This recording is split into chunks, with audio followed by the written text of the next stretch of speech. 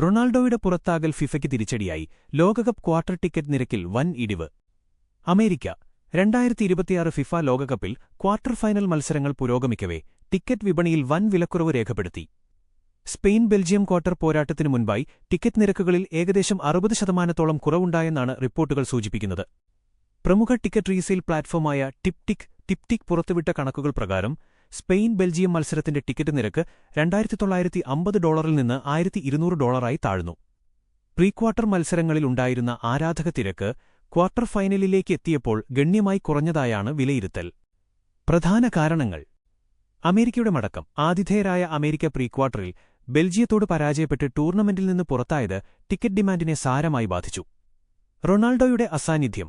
ലോകമെമ്പാടുമുള്ള ആരാധകർ കാത്തിരുന്ന ക്രിസ്ത്യാനോ റൊണാൾഡോയും പോർച്ചുഗലും ലോകകപ്പിൽ നിന്ന് പുറത്തായത് ഫിഫയ്ക്ക് കനത്ത തിരിച്ചടിയായി.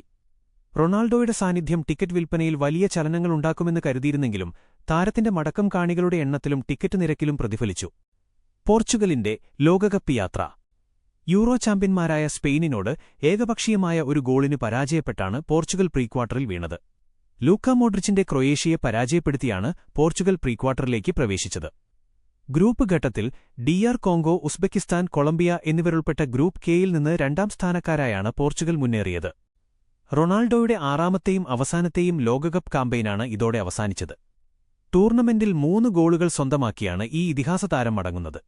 ഉസ്ബെക്കിസ്ഥാനെതിരെ ഇരട്ട ഗോളും ക്രൊയേഷ്യയ്ക്കെതിരെ 1 ഗോളുമാണ് റൊണാൾഡോ അടിച്ചുകൂട്ടിയത്.